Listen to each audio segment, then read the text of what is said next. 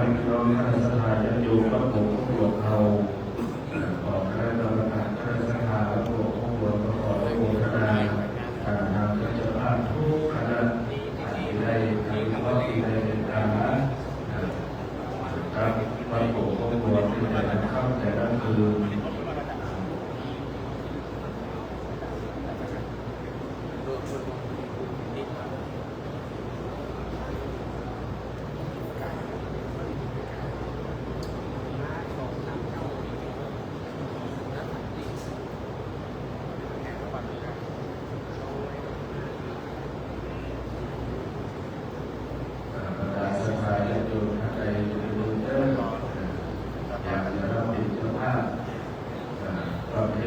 ส่วน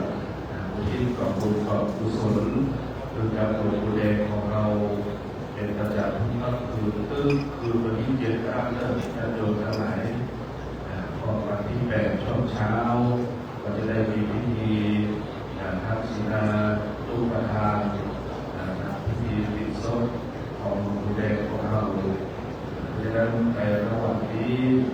ญาติโยมทั้งสาธุชนทั้งหลายท่านใดจะร่วมเป็นเจ้าภาพในการทำเป็นกุศลส้มแต่ละวันก็จะเริ่มพอแจ้งว่าจะรู้แจ้งว่าประสบได้ที่ท่านอาจารย์พระประสิทธิ์คนที่จะรวมดรของเราซึ่งปฏิวัติได้บูรณาพระชุมหลวงปู่แดงของเขามาโดยตลอดพอประจักษ์ที่ไปดูแล้วดูมาตั้งแต่ปวดข้างมาอยู่วัดปวดของปวดเนี่ยมาพอได้รับเป็นฐานของตู้แดงเราโดยตลอดพอได้รับก่อนสถานญาติโยมเราก่อนประเทศภาพสตูรักเจ้าข้าร่วมบุญร่วมกุศลตัวแทนร่วมบุญร่วมกุศลทั้งหลายทั้งปวงเหล่านี้อุทิศโดยวิญญาณของปู่พระบุสุมคนรักของเราหรือว่าญาติโยมท่านใดจะร่วมเป็นเจ้าภาพสังฆทานจะร่วมปัจจัยในการทานถวายพระสงฆ์พระเจ้าในวันที่8ก็สามารถแจ้งความจำลองแจ้งความประสงค์ได้พร้อมกับด้านสถานญาติโยมท่านใดจะร่วมเป็นเจ้าภาพบูชาผ้าไตรความสมบูรณ์ก็เจริญพรได้เลยที่บริเวณประดับอัปเดตถ้าท่านมีหาหลวงของวัดหลวงพ่อหลวงเราเจริญพรในการสะดวกตามอัธยาศัยบูชาได้ตามเจตนาศรัทธาเด้อการบูชาได้ตามเจตนาศรัทธาแต่ได้ก็ได้บูชาและนำพระไตรทอด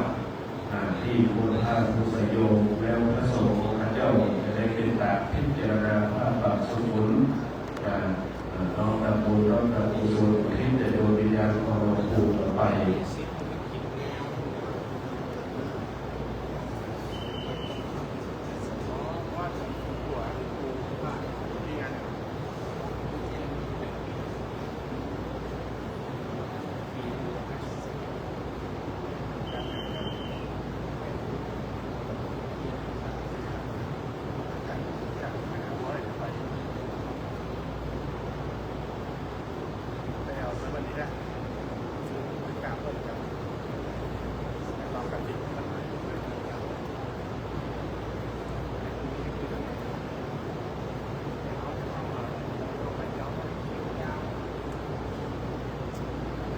จากนั้นเป็นคนดีตลอด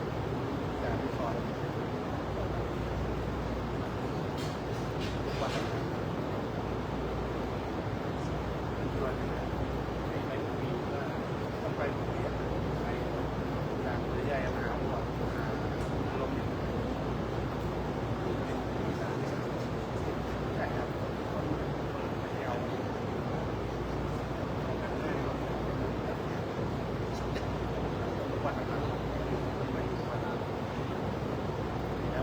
ครับในขณะนี้เวลาก็พอสมควรแล้วใครจะสอบทุกนะครับก็ถือว่าได้เวลาพอสมควรที่จะได้ประกอบพิธีทางศาสนาในการรบกวนกุศลบำเพ็ญอุทิศเป็นดวงวิญญาณของหลวงปู่พระครูสุมงคลรัตน์หลวงปู่แดงสุธรรมโมอดีตเจ้าอาว วาดพระโกศครอบครัวของเราในเบื้องต้นก็จะได้เป็นการจุดธูปเทียนบูชาพระรัตนตรัยไหว้พระสมณะพระเป็นศีลและจะได้ฟังพระธรรมเทศนาวันนี้ได้เวลาพอสมควรแล้วจะเริ่มประกอบพิธีทางศาสนาการพัฒนาเมตตาการบริจาคพระคุณเทระสุตพจน์ในทุกสูตรมากท่านอาจารย์ได้เป็นตัวอาจารย์เริ่ม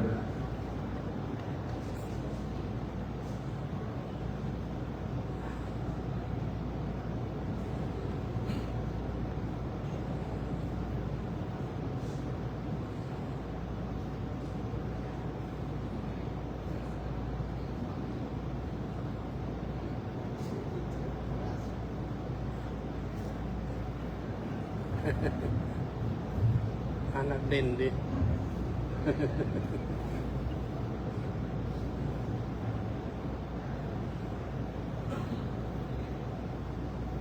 ครับแต่ลำดับต้นนี้จะเป็นการจุดธูปเทียนบูชาพระรัตนตรัยของการพัฒนาเมตตาหลวงพ่อพระครูวิสิทธิ์ธรรมกรหลวงพ่อเจ้าวาดวัดศรีวรามได้เป็นประธานจุดธูปเทียนบูชาพระรัตนตรัยของการอาราธนาครับพี่น้องคณะสัตยาญาติโยมครับสาธุชนตั้งจิตเพื่อใส่ตั้งใจเพื่อเป็นบุญเดิมระลึกในบุญของพระรัตนตรัยบุญพระพุทธบุญพระธรรมและบุญพระสงฆ์เอาเป็นที่ยักเป็นที่เพิ่ม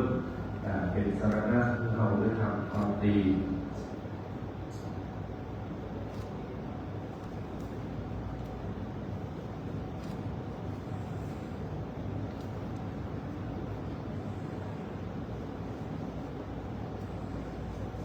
การขอบคุณในเมตตา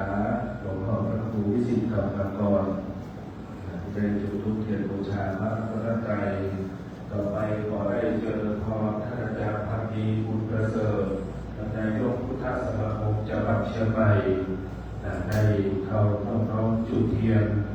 เครื่องทองน้อยบูชาสังฆารธรรมของหลวงปู่พระครูสุมงคลรัตน์หลวงปู่แดงสุธาโภอดีตเจ้าวาดวัดบวกครอบครัวเราขอเจริญพร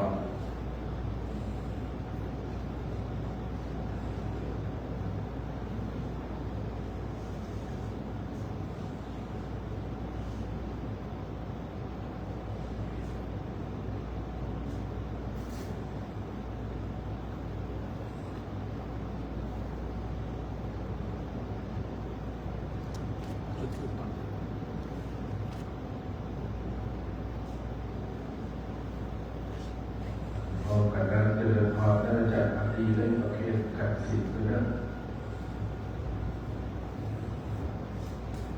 ที่หลวงพ่อองค์ธรรมกถึงนะครับ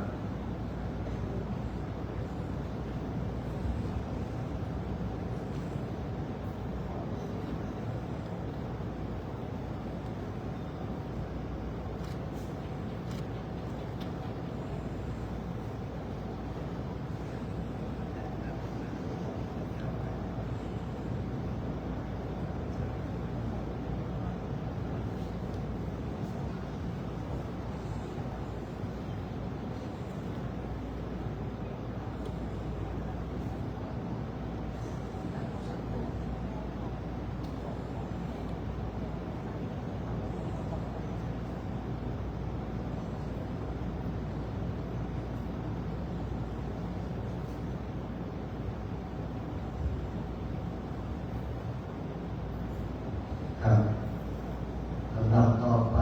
นำเป็นเชิญพี่น้องแขกผู้เกียรติทุกท่านได้ร่วมกันไหว้พระสมาทานเป็นศีลพร้อมกันครับอิมินาสักกะเรนะพุทธังอะภิปูชยามะอิมินาสักกะเรนะธัมมังอะภิปูชยามะอิมินาสักกะเรนะสังฆังอะภิ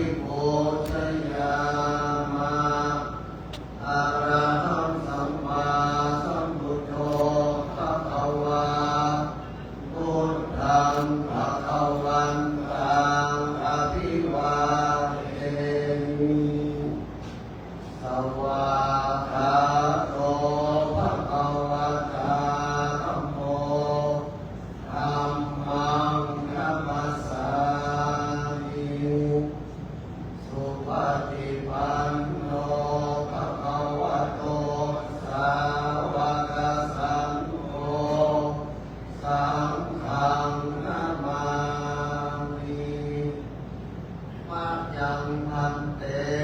ทิสารเนนะสหปัญจศีลานิยาจามาทุติยัมปิมายังพันเต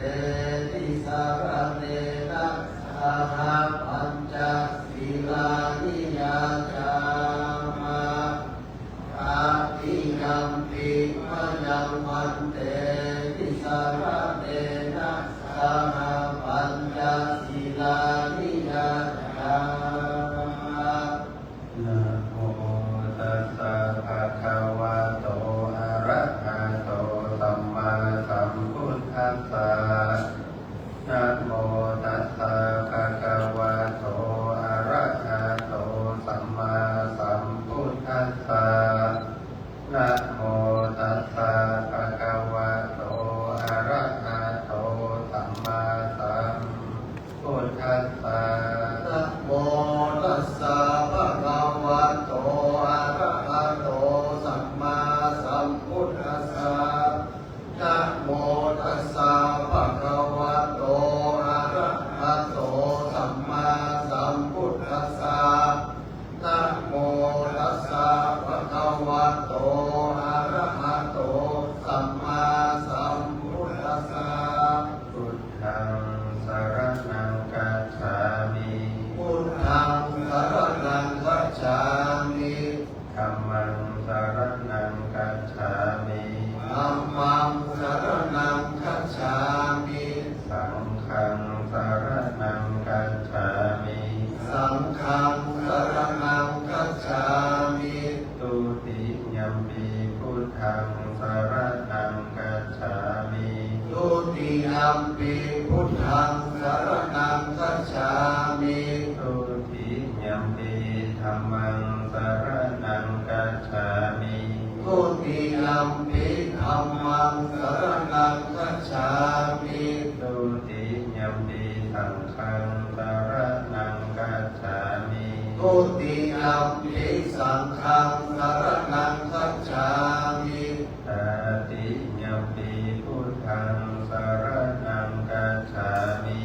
ตติยัมปิพุทธังสรณังคัจฉามิตติยัมปิธัมมังสรณังคัจฉามิตติยัมปิธัมมังสรณังคัจฉามิตติยัมปิสังฆังสรณังคัจฉามิตติยัมปิสังฆังสรณังคัจฉา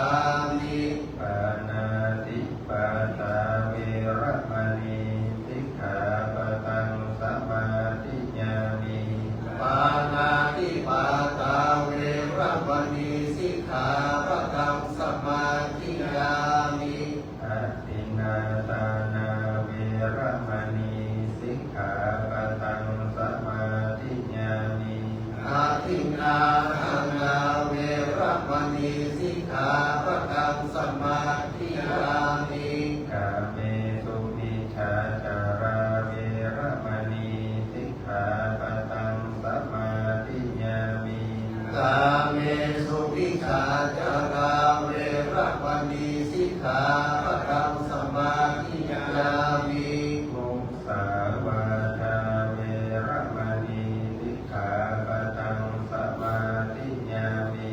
มุสาวาทาเวระมณีสิกขาปะทังสมาธิญามิสุราเมรยะมัจจปมาทฐานาเว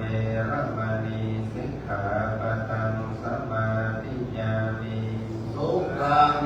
รยะมัจจปมาทฐานาเวระมณีสิกขาปะทังสมาธิญามิอิมานิปัญจสิกขาปทานิสีเร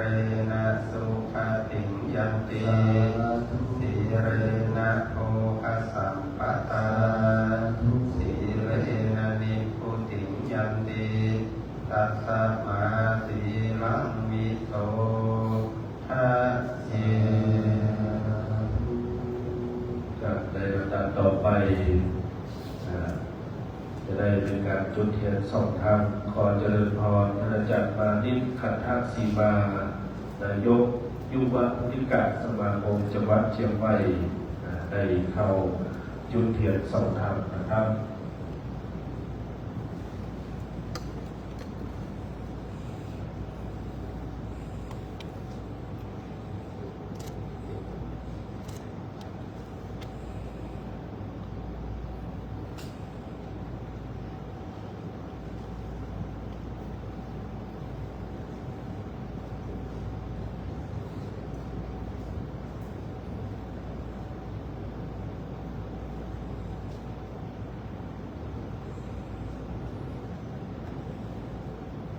โร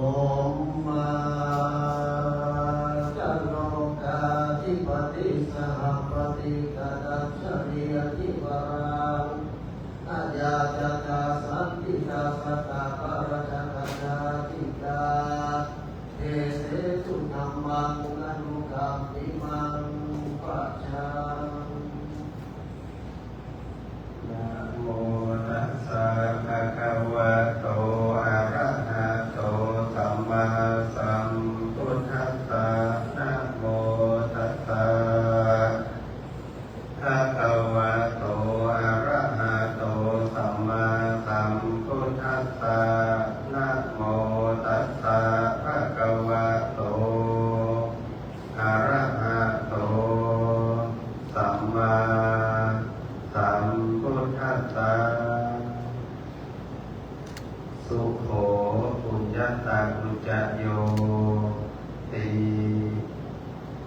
ณโอกาสบัดนี้อาตมาภาพจะได้ยกเอาสาระธรรมคำสอนของพระสัมมาสัมพุทธเจ้ามาชี้แจงให้กับญาติโยมท่านสาธุชนทั้งหลายขอเป็นเครื่องประดับสติปัญญาเพื่อบุญกุศลบุญญาราศีในส่วนทักขีนานุปาทานจิตซึ่งในค่ำคืนนี้สถานเจ้าข้ามีรายการถึงสองเบื้องฝ่ายถึงภายในและภายนอกภายในนั้นก็หมายมีคณะสงฆ์โดยเมตตาการนำของหลวงพ่อพระครูวิสิทธิธรรมกรหลวงพ่อเจ้าวาดวัดศรีมารามพร้อมกับคณะสงฆ์ของวัดโบกโคกหลวงอันมีท่านอาจารย์พระปราศอิทธิ์เป็นต้นได้พร้อมกับมูลศรัทธาทั้งหลายมามีในนามของพุทธสมาคมจังหวัดเชียงใหม่โดยการนำของท่านอาจารย์ธนีบุญประเสริฐยุววุฒิการสมาคมจังหวัดเชียงใหม่ประกอบกลุ่มหนุ่มสาวจังหวัดเชียงใหม่พร้อมกับคณะศรัทธาของวัดศรีมารามวัดโบกโคกหลวงท่านก็ได้พร้อมอกพร้อมใจกันมาเป็นเจ้าภาพในการแสดงพระธรรมเทศนาและสนทนาพิธรรมเพื่อที่จะน้อมนำเอาบุญกุศลทั้งหลายอุทิศไปถึงดวงวิญญาณของหลวงพ่อพระครูสุมงคลรัตน์หรือว่าหลวงพ่อแดงหลวงปู่แดงผู้ลุงแดงของเอาท่านทั้งหลายที่ได้มรณกรรมจากเอาท่านทั้งหลายไปด้วยวัย94 ปี 50 พรรษาอาตมาภาพก็จะแสดงพระธรรมเทศนากันนี้เพื่อเป็นกตัญญูกตเวทิตาต่อหลวงปู่หลวงพ่อแดงป้องกันเป็นบรรณาการที่กับญาติโยมที่ได้มาร่วมกันเป็นเจ้าภาพในค่ำคืนนี้จนกว่าจะจบลงด้วยเวลาญาติโยมฟังพระธรรมเทศนานั่งตามสบายพระต้องพนมมือนะ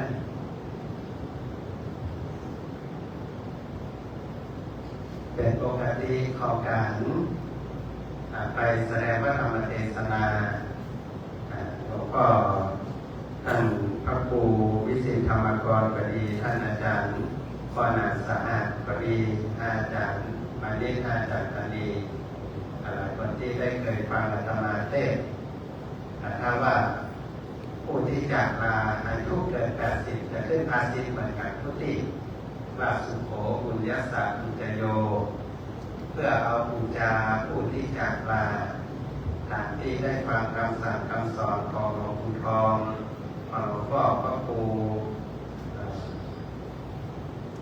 อุบาให้ท่านได้คือคำสั่งสอนเอาไว้ว่าใครมีพ่อแม่ปู่ย่าตายายที่อยู่ในครอบครัวอยู่ในบ้านถ้าอายุ 80เนี่ยให้เราดีใจว่าตระกูลเราครอบครัวเราถ้าเป็นท่านเองก็ว่าเราครูบาอาจารย์เราเป็นคนมีบุญมีบุญตั้งที่ว่า80 ปีเนี่ยเต้าพระเจ้าเต้าพระพุทธเจ้าละแสดงว่าบุญเที่ยงอย่างละเลยจากนั้นจะได้กี่วันกี่เดือนกี่ปีเนี่ยเป็นต่อไปตุลุงแดงเอาของตุลุงมันก็หลวงปู่ได้แล้ว90 ไทยหลวงปู่เราได้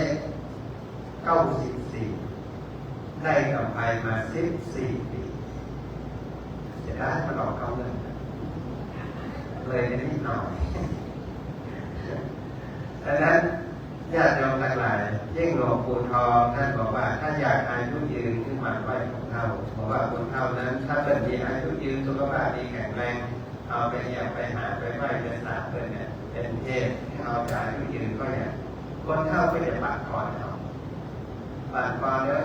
สุขภาพดีแข็งแรงอายุมากกว่ายืนแล้วเปิ้ลอายุยืนเวลาเปิ้ลปัดก่อนเนี่ยเอาเปิ้ลมีแล้วเปิ้ลหื้อ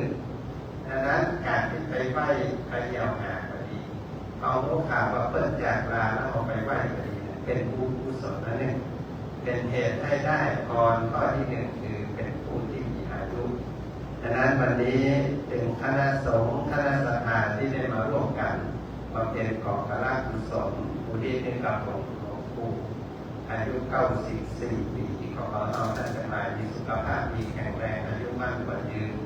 94 ปีขึ้นไปจนถึง100 ดาวเหมือนกันทุกท่านทุกคนทุกคนได้สาธุและแข็งแรงอย่างนี้ตลอดไปนะเอาอย่างที่ตุลุงแดงว่าอาตมาภาพประทับใจตุลุงแดงสาเหตุที่ต้องมาเนี่ยเพราะว่า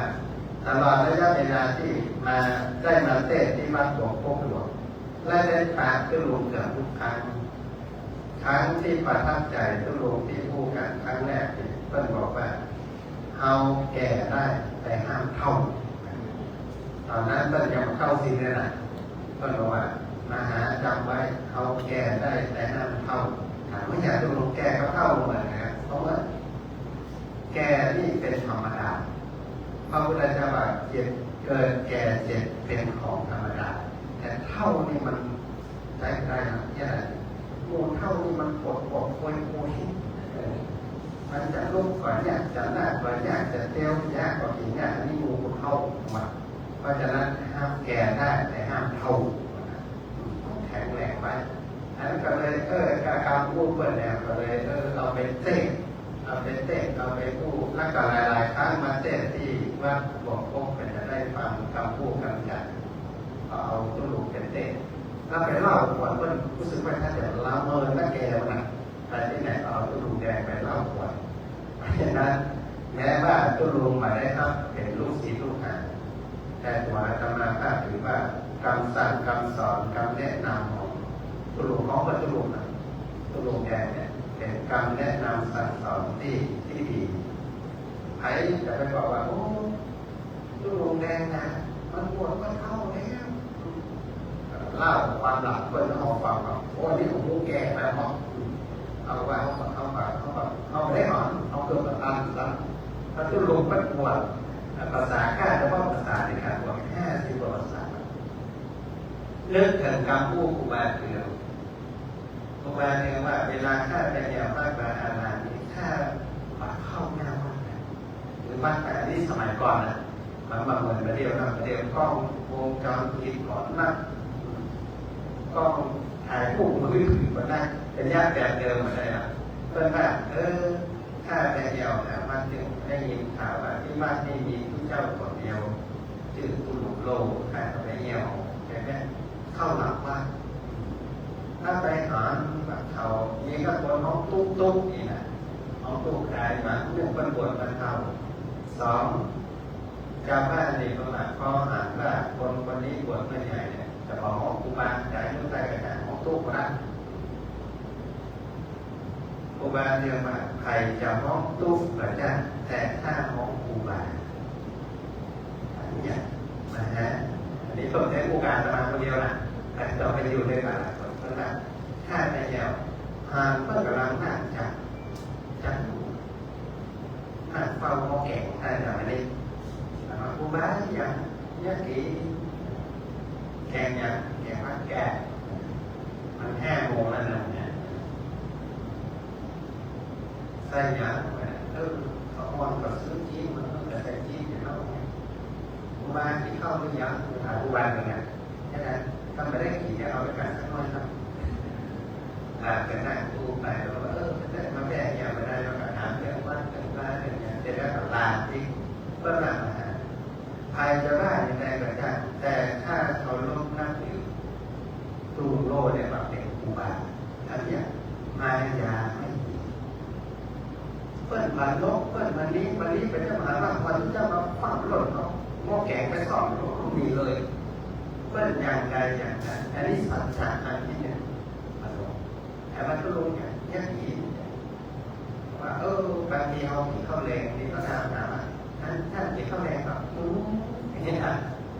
ไม่กินเนี่ยได้กระชอบแล้วนะแต่นั้นว่าได้ที่มันตอบดูนะดังนั้น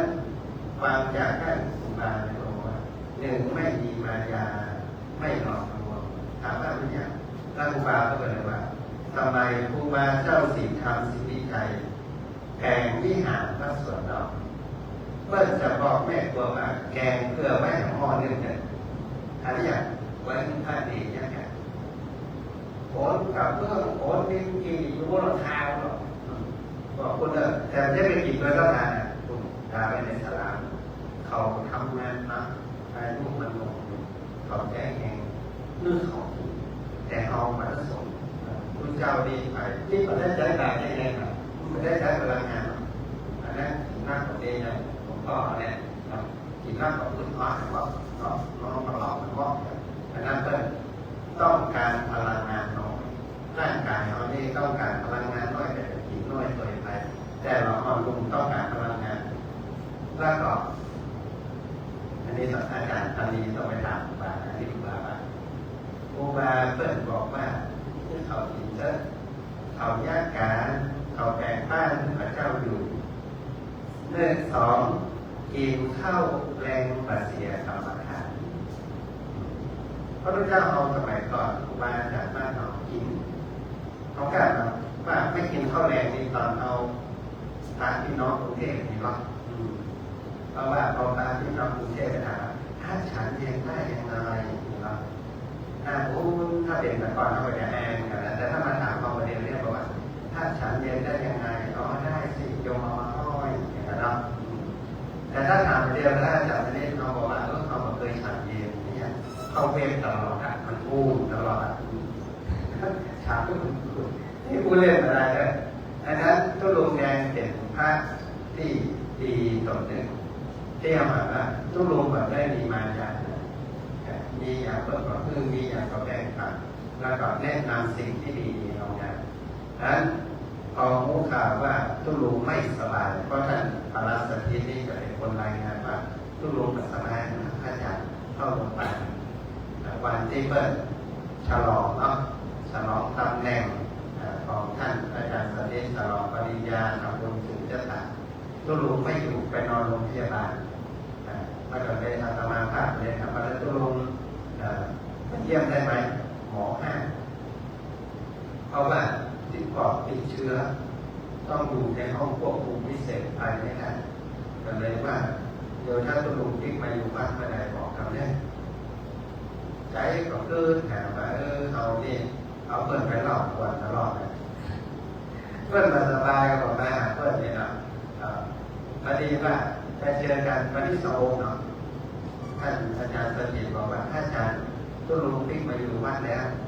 อะไรถามว่าตู้ลงเป็นไงบอกโอ้ประเดี๋ยวนี้ตู้ลงโป่งหมดแล้วห้องท่านสถิตห้องกรรมการห้องอย่างว่าเพื่อไปเปลี่ยนบัญชีหมดละเพราะถ้าจากไปมันจะยุ่งก็ต้องรู้ปัญหาละว่าว่าได้เวลาเจ้าว่าจากไปแล้วประธานได้ผมประธานได้เปลี่ยนชื่อในบัญชีนะลายเซ็นนะต้องรู้จักสามโลกถึงจะไปเปลี่ยนแปลงได้นั่นก็เลยมองมันชัดการวัดแต่เดี๋ยวแล้วก็บอกว่าตัวลุงเก็บอย่างไว้พ่ออันนี้ต้องไปถามก็เสียเป็นเรื่องอย่างพ่อนะแต่ทราบที่อาตมาภาพได้มาฝากเปิดท ปัญหาว่าเพิ่นใส่แม่หายใจก็เป็นที่นะชั่วโมงเป็นอย่างไรถ้าไปมาพอกันจะได้รู้ว่าตู้ลงเตรียมการอะไรไว้หลวงพ่อถ้าที่ห้อยแต่เธอขนาดก็แบบอันนี้ไว้ผู้หลวงส่งต่อไปมันจะได้เอาไปแจกเวลาตั้งนานมันถึงประธานประธานบุญของพระเจ้าอย่างไม่ได้รู้เอาทุกคนครับขึ้นเกลือคนกันแน่ทำไมมันจะขึ้นถึงเราได้เอามีปัญญาเก็บไว้ก่อนเก็บไว้เป็นสตางค์เก่าเป็นไงที่เพิ่งเก็บไว้นะอันนี้ประเดี๋ยวผมได้อ่านว่าเขาได้ใช้อันนี้เก็บไว้ส่วนอันใดที่จะมอบต้องเป็นพระราชเป็นภาษากันไปหมดแล้วอันนั้นที่สุดพอตัวรวมเพิ่นบอกว่าของที่เพิ่นเสียดายดีทั้งนอกนะเสียดายในที่นี้คือเอามาโชว์ไว้เห็นว่าสมัยที่เพิ่นมีชีวิตเป็นตัวรวมเพิ่นได้ภาคอะไรอย่างเขาโดยเฉพาะภาควิจารณ์อันนี้เอาไว้นี่ไม่นี่ตั้งไว้นี่เขาจะได้รู้ว่าเรามีพระอะไรบ้างอันใดเก่าอันใดใหม่มาขอเดียวออกมาโบราณปะม่วงซับสมบัติปะม่วงคั่วปะม่วงสักอย่างนะแม้กระทั่งซับที่ได้ทับกินทับทานเก็บไว้ของพ่อโบราณพ่อโบราณอันที่สำคัญถ้าอย่างนี้เยี่ยมสร้างการประสาทและเรียบร้อยว่าไม่เอานกอาสาดีลิงจะเอาอย่างเอาโป่งตุติเห็นบอกว่าขึ้นลงเอาโป่งก็มาแหกว่าแข่งโป่งนี่มันเหมือนหลายบ้านเลยนะถ้าแข่งแค่นี้ทุลุงจะเป็นนาโบวันเลยนะมันเสียไปเมื่อเขาพูดไปคนละญาติโยมขนาดแสดงว่าคิดของทุลุงเขาเนี่ยตอนที่มีสติสัมปชัญญะสมบูรณ์เพื่อนตัดอะไรแบบนี้อย่างมองนะคนเราถ้าสามารถเสวนาสนทนาสร้างการถึงเรื่องของที่พวกเราจะจากไปถึงท่านเอาประสาทที่เรื่องเผาที่เรื่องนี่นะแสดงว่าเพิ่นตัดธรรมะภาพเป็นมันเพื่อถึงคำของครูบาอาจารย์ว่าอันนี้คือตัววัดว่าชีวิตของตุลุงได้รับการฝึกฝนปฏิบัติมาอย่างไรดังนั้นที่เราเปิดไปเล่าก่อนเนี่ยไม่ใช่เปิดเนาะจะได้มากราบมาขอสุมาตอนที่รู้ว่าตุลุงจากไปว่าท่านจัดสถิตเขาเต้นกับเฮโตมาแล้วก็ที่อันปลายมันเลยมากราบตุลุงก็ได้ถามว่ารุ่นในสายมาตลอดการแต่ว่าเอาอย่างคุณยาคุณตุลุงดีหนึ่งเพื่อเป็นการขอขมาในฐานะที่แม้ตุลุงไม่ได้รับอาตมาภาพเป็นลูกศิษย์ลูกหาแต่เอาคำสั่งคำสอนต้องเป็นเต้นเป็นท่อหัวเพื่อหลายเรื่องแล้วเอาก็เอาดอกไม้ที่การต้องไปถามก่อนว่าดอกไม้ที่คุณยาตุลุงนี้อะไรเนาะพวกคนรักที่ทำงานอยู่อย่างไรนั่นแหละประเด็นถามทุกที่เป็นอยู่ตัวเราว่าอันตุลุงนี้เป็นจะใส่โรงเรียนกันเพราะว่าได้เป็นพระครูที่เพิ่นได้ล่องพระราชทานเที่ยวมาที่นั่นล่องพระราชทานแต่ที่ครูที่จะมาได้ได้เป็นพระครูได้ล่องพระราชทานก็ได้นะตุลุงจะนอนโรงเรียนกันหมอไม่ให้เพราะหมอฉีดยาฟอร์มาลีนเรียบร้อยแล้วไม่ต้องเอาใส่โรงเรียนก็จะทำหน้าเสียเอาใส่โรงปกติแล้วก็คือระบายอากาศที่วันเนาะถึงจะพิษต้องการที่วัน100 วัน100 วันก็ผิดถ้าผิดช่วงอย่างนี้ผิดร่องสนิทเนี่ยมันจะทำให้เกิดเชื้อราได้ดังนั้นอันนี้ต้องเชื่อหมอเนาะสมาธิถ้าใส่ร่องปกติใส่ร่องปกติในการว่าแล้วสั่งร่องได้อย่างว่าสร้างเรียบร้อยการแสดงท่านเรียนเรานี่ก็ตั้งรักจะดีนะสร้างเรียบร้อย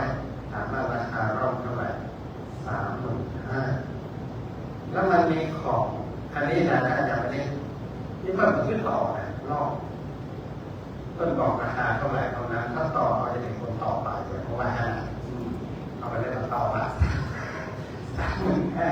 สั่งง่ายเป็น35,000ก็เลยตั้งจิตที่จะสักที่เห็นสตุ้งสตางค์เหล่านี้เห็นเงินที่ได้รับกินรับทานเห็นเงินที่ได้เป็นเทศเทศนาเอาทุลุงเป็นเทศไปเล่าขอเอาบ้านที่จะเป็นที่นอนพักของทุลุงนี้ถวายคุณยาคุณทุลุงก็เลย50 เจ้าค่ะ วันนี้เรียกมาเล่าเรียกมาอวดนะแต่มาเล่านี่เพื่อจะบอกทหารว่าญาติโยมที่เคยถวายจะถูกปัจจัยในอาตมาภาพมาหรือว่านักหรือว่าน้อยการมีส่วนร่วมในกองบุญนี้เป็นการได้บุญจากบุญสุรุปเป็นการจากนี้ไปจะได้ลงเข้าก่อนอย่างเป็นทางการอันนี้ได้บุญจากบุญสุรุปแล้วที่อันนั้นเรื่องที่หนึ่งผ่านไปเรื่องที่สองมาหาตุลเพราะว่าเทศแล้วเดี๋ยวลงมาหาเราอาตมาก็ลงไปตุลงก็เอาซ่อนไว้ที่นอกพอดีโจ๊กออกมาหาเก็บไว้ดีๆรุ่นแรกเอาออกมาดูตุลงก่อนจาก90เอาเหรียญรุ่นแรกกล่าวไว้นะอันนี้ตุลงของดีรุ่นแรกเขานึกถึงครูบาศรีวิชัยทันทีเอามาเท่าได้เหรียญครูบาศรีวิชัยนี่ครับก็แกมาเท่าได้รุ่นหนึ่งเหรียญเท่าผมไม่รู้เลยนะเหรียญไทยแต่รุ่นไม่ใช่ครูบาศรีวิชัยนะครูบาศรีวิชัยไม่ต้องไปรบกวนนะคิวเยอะและอธิษฐานไปถึงคิวเขาแน่แต่เอานี่ไปเหรียญไปครับหลวงพ่อแดงว่าอะไรกันมันโกหกเรียนรุ่นอ่ะกลายคนเดียวรุ่นแรกมอบเรื่องมหาสังฆาคนแรกโอ้มันแห่งความภูมิใจที่ไม่อาจจะหาที่ไหนได้เรียนรุ่นแรกมอบเพื่อเอาเป็นคนแรกแสดงว่าในใจทุกคนนี้เอาที่นำวันนะแต่มาดิทุกปัญหาตกลงทำไมเป็นผู้ขององค์อ่ะตกลงขายได้คนแรกตรงนี้ครับมึงของกูจากคนแรกอันนี้ก็มาหาแง่คนแรกมาแง่คนที่สองยังไม่มาเพราะฉะนั้นต่างคนต่างได้คนแรกคนละอาตมาขาดเอาเทศจำได้ว่าเอาเรื่องนี้เป็นเทศครั้งแรกที่วัดเสาหินลุงสาวไปเป็นเจ้าภาพกันแล้วเนี่ยแล้วพอเทศแล้วเห็นความที่ปากว่ามีคนมาหาทุกลุงเนี่ยมาขอเรียนรุ่นแรกทุกลุงอ่ะท่านจะดีกับแขกรุ่นสองนี่แหละ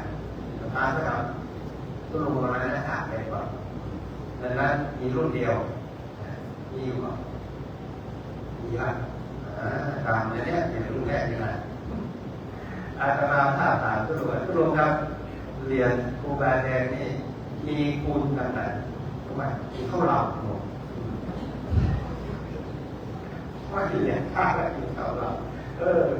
แบบเนี้ยถ้าได้อย่างอธิษฐานเราเลยรับรองได้คิวไม่ยาวมาคุณค่าสิ่งที่ใจไม่ต้องมาลบแบบเลยอันนั้นเลยครั้งที่สองที่อาตมาถามได้หันตัวลงมานี่เป็นบุคลิกที่น่าหาของเป็นอะไรมาเทศอย่างเจอเรื่องตัวลงบอกว่าเนี่ยมาทุกครั้งเนี่ยมาเทศว่าบอกพวกเนี่ยมักจะได้ก็น้องแบบออปชั่นเสริมความคิดสังวรแต่ที่อาจจะติ้วถูกกระดาษได้น้อยแล้วอาจารย์ไม่ดีเพราะว่าก่อนนี้ลงมาหาก่อนนะเดี๋ยวเราอาตมาพาเต้นแล้วลงมาหาเอาตีไปมาพยายามทับตัวลงของดีจำไว้ว่าชีวิตนี้ต้องมีมันไม่มีมันไม่มีความสุขห้ามเปิดการทานนะเห็นหรอวันนี้จำว่าโคโลกนะเนาะเปิดการทานนี่จะมีอันตรายห้ามเปิดการทานกลับถึงวัดไปเปิดถ้าเอาเพื่อมาได้บอกนะถ้าจำไม่ดีรอถึงวัดบอกว่าห้ามเปิดนี่นะขึ้นรถเลยแค่ลูกเปิดละแล้ววันนั้นมีเนรมาสวดอภิธรรมเลยนะแล้วเลยปากกล้าเปิดอ่ะไอเนรก็แค่โม้เอาแต่ทุกดวงสั่งแล้วต้องรอทุกแถวว่าก่อนพอกลับไปถึงบ้านบทธรรมเนรบอกไม่หลับให้ถอนมาข้างในมันเป็นอะไรเอาออกจากถุงกระดาษยังห่อกระดาษหนังสือพิมพ์แบบทั้งนั้นแหละแกะหนังสือพิมพ์เต็มแอปพลาสติกก็จะสะอาดแมงมันพัวใช่กว่าอะไรเนี่ยว่าถ้าผมการลุ้นแบบต้องรู้แก้วอย่างบ้าจัดเต็มแค่ความคั่ว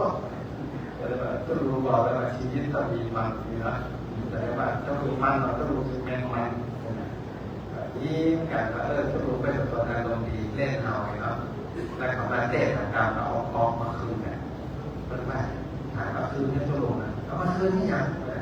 เพื่อจะได้ก่อนแน่มาใครก็ใช่มือแรงมือเลยก็เลยถามว่าต้องรู้มากแมงมันนะบอกว่านี่อย่างที่ได้แมงมันเป็นไรมีเขี้ยวอ่อนมีชักซี่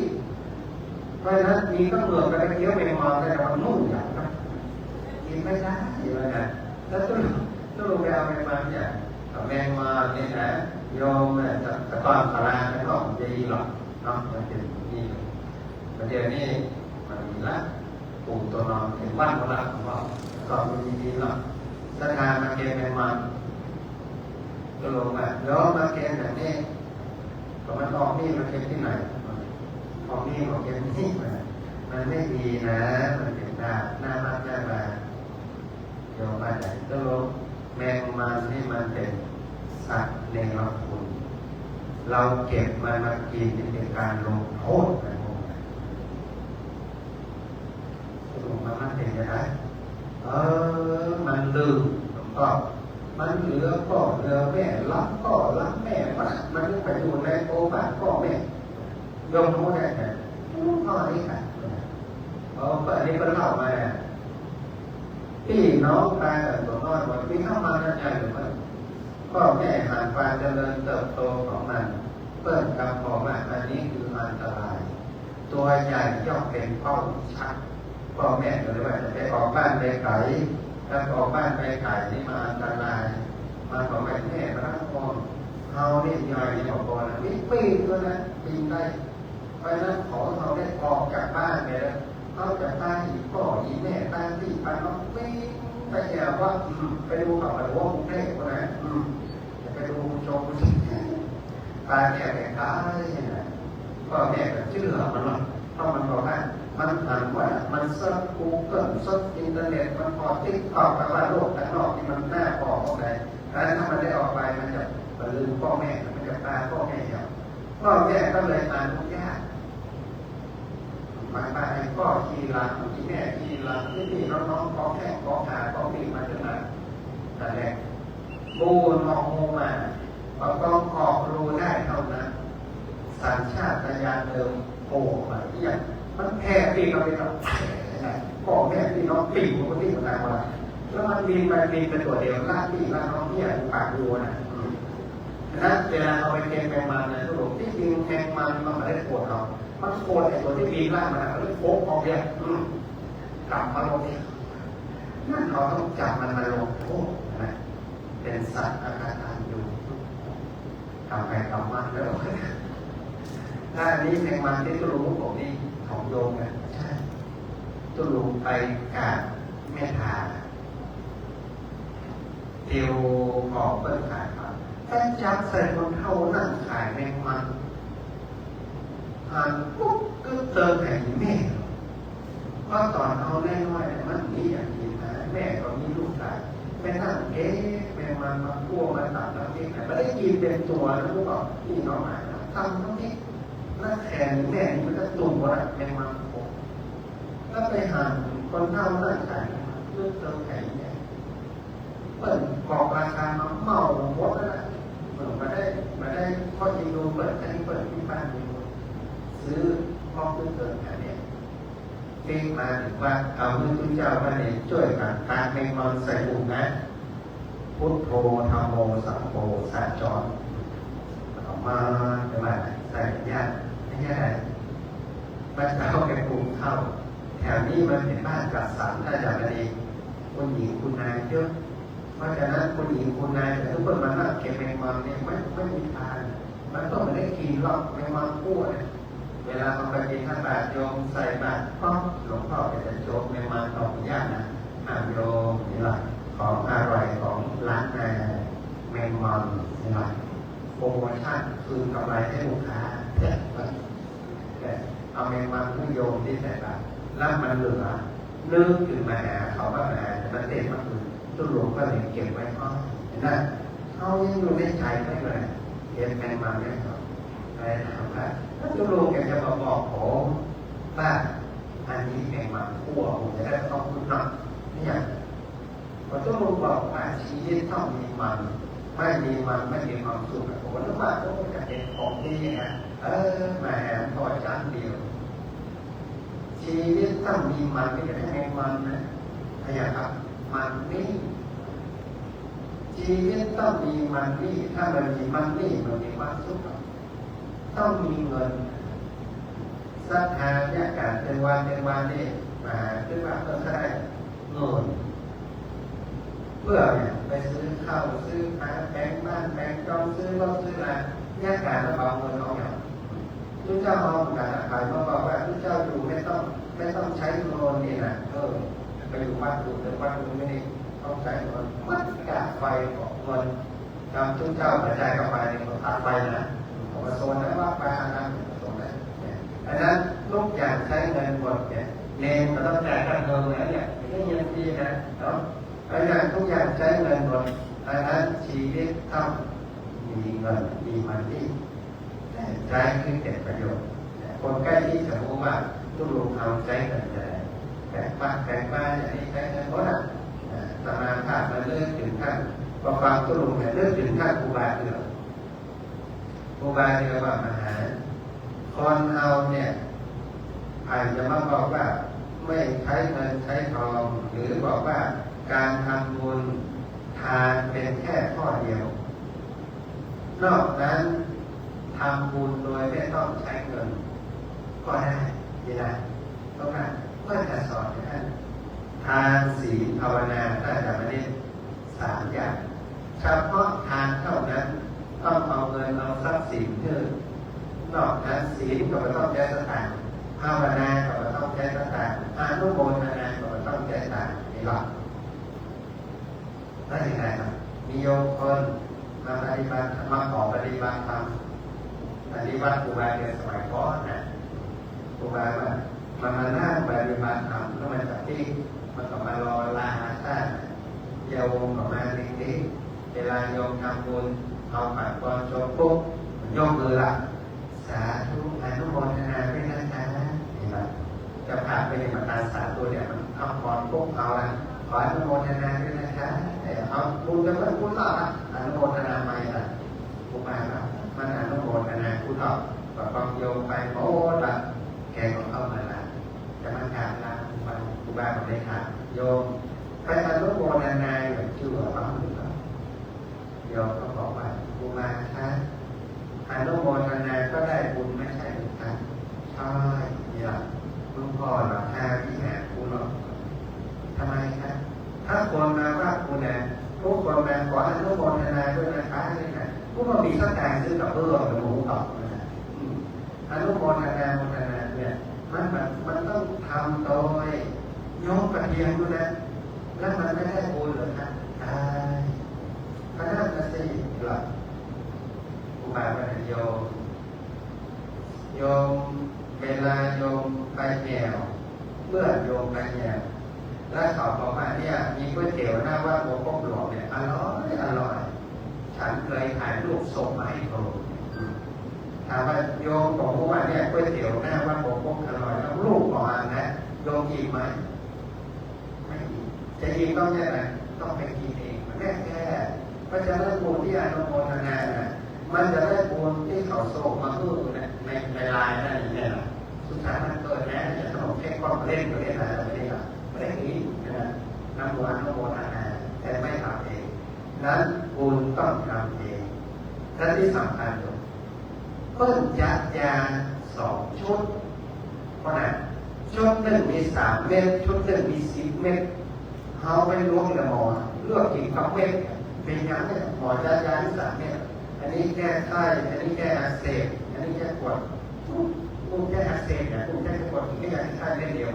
มันล้วงเป็นหมอหรอกเพิ่มยัดยาให้3 ชุดต้องกินทั้งครบ3มันจะเลือกกินเม็ดเดียวนั่นไม่หรอกบุญกิริยามี3 อย่างก็เลือกวันเดียวไม่ได้ไม่ต้องกินครบถ้าจะเลือก10 อย่างก็ต้องเลือกเอา10 เม็ดนะบุญกิริยาก็ถึง10มันจะเลือกอะไรอันนึงอันนั้นก็เลยว่าเนี่ย ครูบาอาจารย์เพื่อมีวัดปฏิบัติที่หลับไม้ขายกันเอาว่าเอาได้เอาว่าได้เนาะแล้วอาตมาภาพเลยเบิ้งใจเวลาที่มาหาผู้ลุงแดงเรามักจะได้เรื่องได้ราวมาเรื่องเนี่ยสิ่งที่เปิ้งใจผู้ลุงมาเนี่ยคือ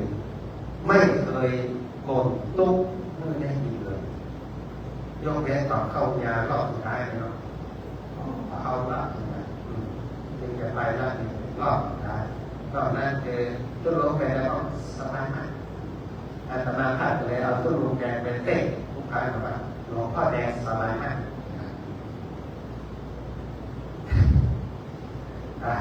สบายมากแล้วผู้ลุงไปไหนเข้ามานี้คงยาไปอย่างคงยา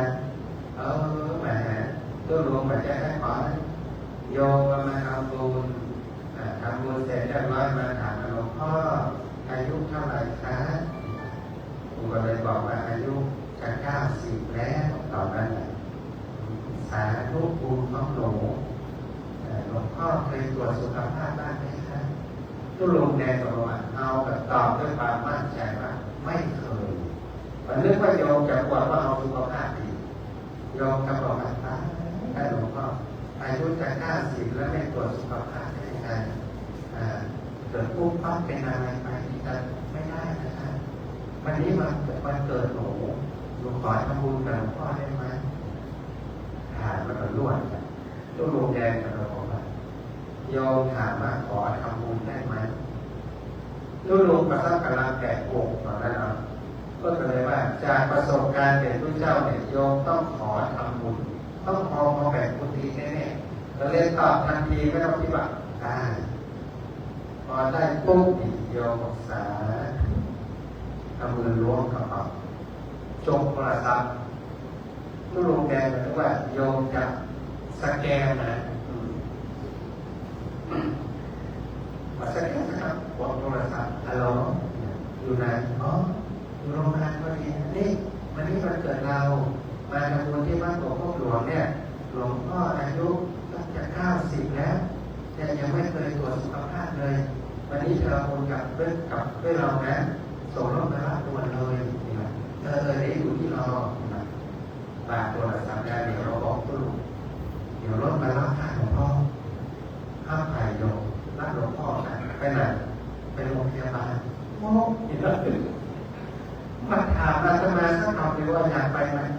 ไม่เป็นไรหลวงพ่อแป๊บเดียวตู้ลุงแดงมาเลยมาอยากไปในไรตู้ลุงมีเครียดเลยตู้ลุงมีเครียดนะเครียดได้ไงมาองยางยังตัดเนาะมันเช่นที่ดีแนวอะไรแล้วตู้ลุงไปบอกครับจำเป็นถ้าแปลกมันไปแล้วมันก็จะเปลี่ยนได้ไหมแล้วเปลี่ยนได้ข้อตู้ลุงแดงมาหาจำไว้ว่าจำเป็นจะไปวงยาเนี่ยครับก่อนไปทุลุงก็เป็นสักอย่างเป็นข้าเจ้าผ่านทำแดงเดียวไปวงยาได้บอกว่าขึ้นมาเป็นวัดทุกอย่างเป็นอะไรเป็นโต๊ะห้องวางห้องต้องนวลใจไต่เสื้อเป็น5 อย่างหมอจัดยาให้หมด5 อย่าง5 ชุดเอาไปกิน7 วันหลวงพ่อทานยาให้ครบ7 วันทานยาตามที่หมอบอกครบ7 วันยาหมดกลับมาหาหมอใหม่นะครับมาให้แค่นั้นมีแค่ปิ๊กไปหาความสุขเลยนั่นได้เหมือนนี่ยกเดินแม่แล้วตัวลุงปิ๊กไปหาหมอนี่ยา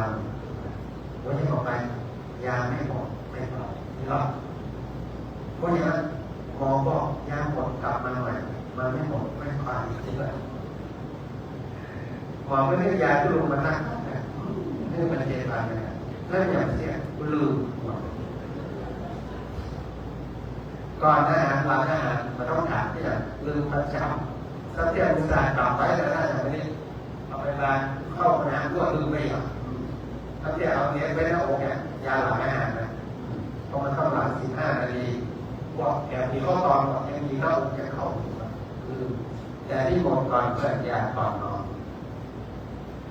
7 วันถึง2 วันก็รู้แบบโอ้ยอย่าบอกว่าเปิดวันนึงนอนไป2-3 รอบนะนอน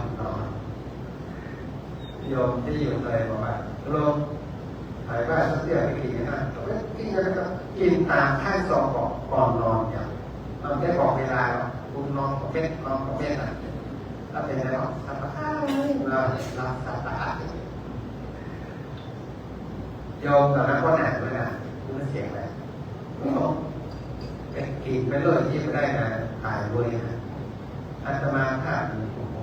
มันขออู้แก่แทงใช่ไหมปกติถ่ายที่เขาบอกว่าเล่นอ่ะต้นลุงแดงบอกมันมันม่วงคนที่น่าเป็นห่วงไม่ใช่ห่วงเนี่ยครับพระพุทธเจ้าบอกเราสอนอะไรเกิดแก่เจ็บตายเป็นของธรรมดาเกิดผู้ก็เกิดแล้วแก่ก็ยังจะเข้าสิบแล้วเจ็บก็ได้5 โรคแล้วเหลืออันเดียวมาแน่ๆเพราะฉะนั้นไม่ต้องห่วงคนที่น่าเป็นห่วงไม่ใช่ตัวลุงใครครับมาแง่ที่หรอกผมอยากทำตัวลุงมาแง่จะตัดได้เท่าไม่ได้เท่าผมอาตมาครับฟังมาแล้วเราไม่ทำไมมาลงที่เราเนาะถ้าที่ลงก็หนักกว่าดับผู้หนักสองก็หนักมาลงที่เราอะไรบอกว่าตัวลงแล้วผมจะแยกรายจ่ายที่ดีเหมือนตัวลุงแดงมาทำ2 อย่างนี่อะไรครับ1กินข้าวหลับ2นอนให้หลับเป็นยาอายุวัฒนะมันต้องไปซ่อมยาอายุวัฒนะอย่างอื่นมันไม่เนี่ยคนที่ผลิตยาอายุวัฒนะตายไปหมด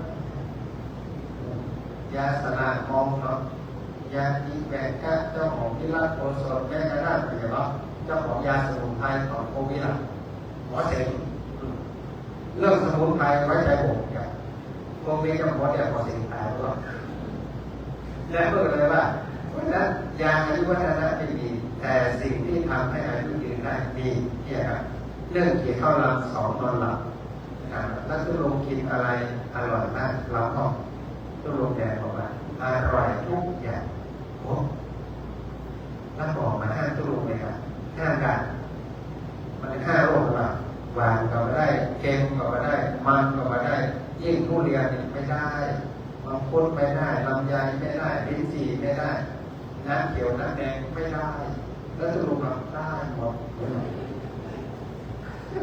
อย่างท่านตุลงกินห้ามเป็นเรื่องของหมอกินเป็นเรื่องของเราเรื่องใครเรื่องมันไม่หรอกมันได้มาหาถ้าเรา9เนี่ยแต่90แล้วนะอย่างนี้พูดอันนี้นะแต่90แล้วเราไปนั่งยึดโลกับเราอันนี้ของหมอห้ามอันนี้ของหมอห้ามอันนี้ของหมอห้ามเกิดดวงชะตามันหรือค่าแรงตายปั๊บนี่นะอุตส่าห์แบกมาดูแลวัดปาอารามาแต่ที่จะได้มาเกิดบนสวรรค์ได้ป้าครับเนี่ยเป็นท่องทุเรียนก็มากกว่าเนาะโยมมาทุเรียนมาตายเนี่ยเขามากขนาดเนาะกล้าผ่านคอนี่ลืนน้ำลาย2 รอบนะเพราะฉะนั้นมาฆ่าใจตายหมอห้ามเนี่ยไม่ได้เป็นตัวหรอกดังนั้นกินแล้วตายดีกว่าอยู่มาได้เป็นไข้ดูขยะเราไม่ได้กินนะกินเลยแต่ต้องกินแบบคนเข้าทุเรียนกินเนี่ยกินแล้วลำไยกินเนี่ยกินแล้วงอกกินเนี่ยกินแล้วกินป้องปีป้องเดือน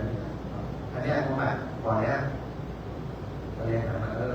สาธุและอันนี้แสดงป้องกันตัวสัตว์แหลกนี่ตอนนี้แต่ถ้าพูดถึงว่าห้ามนี่นะมีอันเดียวนะพวก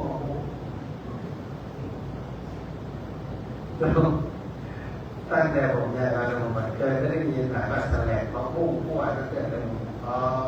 พอเดินไปแสลงแต่ตู้แสลงเนี่ยคุณนายคนเดิมมาแหละมาทำบุญบอกว่าหลวงพ่อ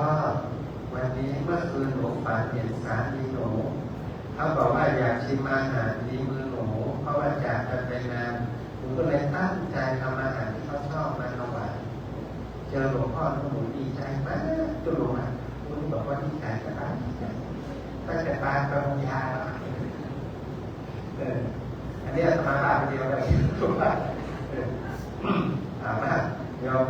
ทำบุญให้สามีแล้วนะโยมก็ทำก่อนนะแต่คุณหลวงพ่อก่อน เอาผ่านก่อนเสร็จเรียบร้อยปกตินะมหาคนบ้านเราเนี่ยทำบุญเสร็จหมดเน้นเปลี่ยนออกกลิ้งหรอกอันนี้ก็กลิ้งจะมานี่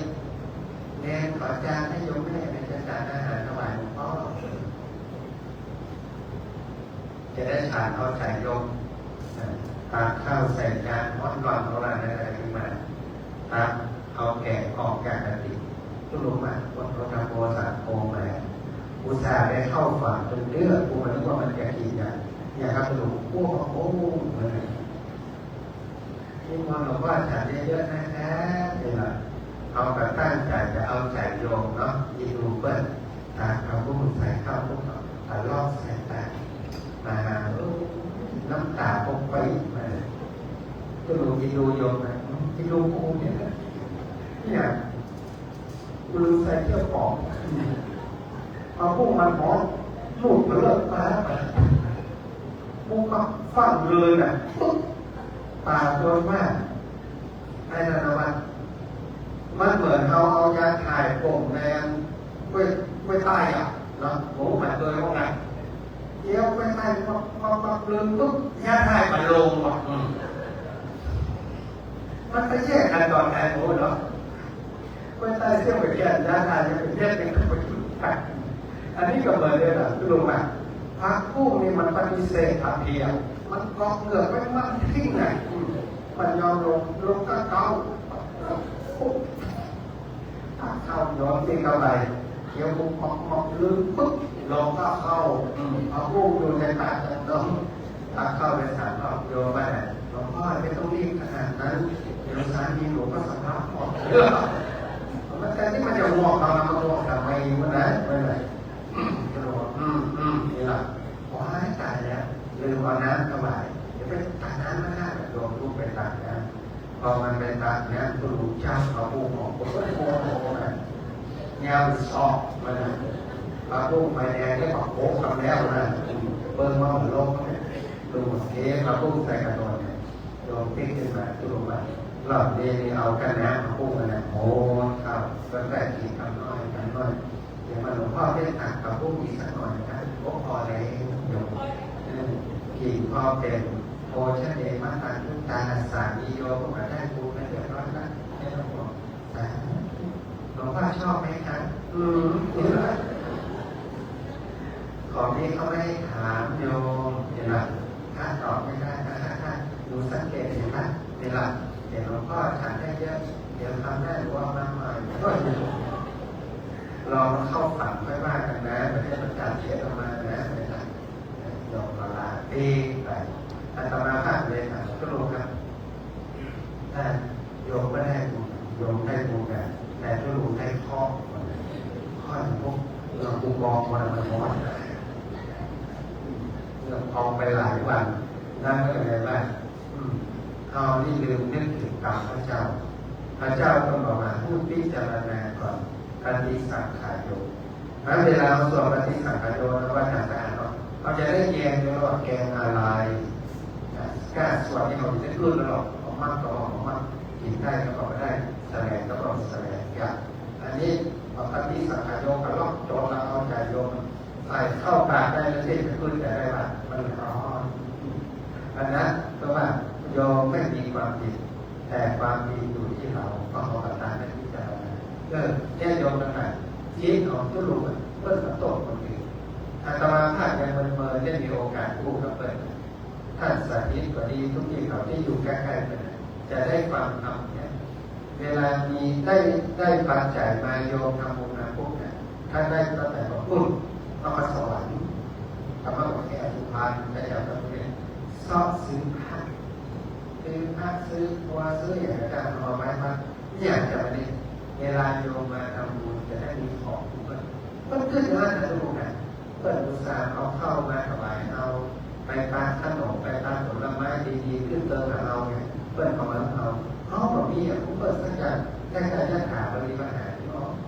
มีอย่างน้อยที่สุดแล้วเปิดหน่อยถึงเปิดแบบใช้เปิดต่อยามแบงค์ลูกเพื่อนหลานเพื่อนเพื่อนปู่แบบยังถึงบ้านเปิดคือเอาเปิดอย่างเปิดคือเป็นผู้ใหญ่ตัวกันตอนถามว่าทุกเจ้าที่มีบุคลิกภาพคิดถึงผ เป็นหลักไม่คิดถึงตัวเองสมมติอาตมาภาพเป็นหลักทุลุไปแน่ใจมันต้องเลยเที่ยวไปไหนก็มาตอนลงทุลุความแม่ไปก่อนเจ้าหมูขอชวนกันว่ามันเบิ้ลแต่บ้านนอนกินเหล้าขาวมันแต่ได้กินเหล้าแดงเมื่อใดได้กินเหล้าแดงกับเมื่อใดจะมาดีฟังลืมได้นะอมไว้สัก4-5 นาที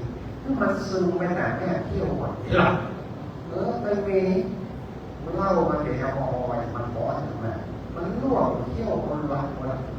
ไปนะครับกับเขาประเทศบอสซึ่งมันซึมเขางานเที่ยวเนี่ยมันเลยเรียกเที่ยวเขาปั๊ดเลยนะแต่เมื่อก่อนไม่ได้ตัวไปนะเพราะว่าเป็นถ้าเอาความหมายไปแต่การใช้ชีวิตแต่วันนี้พอได้ไปอยู่กับบ้านกำลังเมื่อไหร่วันนี้อย่างนี้ข้าพเจ้าดังนั้นญาติโยมทั้งหลายถ้ามีโอกาสมาหน้านะว่าโอกาสวันที่มากินมาทานวันต่อไปขอพระอาจารย์สถิตเปิดห้องก็รวมว่าอะไรนอนตั้งใจก่อนพระเจ้าตั้งหน้ากับมีพระเจ้าตั้งข้างกับมีพระเจ้าแว่ที่พระจันทร์มีพระเจ้าขอให้คิดเพื่อได้หาพระพุทธรูปองค์ใหญ่องค์น้อยองค์น้อยนอนที่กับพระเจ้าเต็มโลกเนาะเนี่ยเปิดตาเขาเนี่ยถ้าได้ผมใจเที่ยวเลยโอ้โหทุลุแล้วแต่ก็เลือกมามีเสื้อยันด้วยเสื้อยันนี่ของใครโอ้โหถ้าได้พวกอันไทยคนนั้นเขาว่าพยาที่ชายดาบมาก็ใส่เสื้อแบบนี้นะเป็นฟันไม่เข้ากับตัวผมมันต้องใช้แค่เขาไม่ได้อันนี้มันโลกก็คือผมไม่ยอมแข่งไม่ได้หรอกเขาแกขึ้นมาหาไปเอามาหาไปได้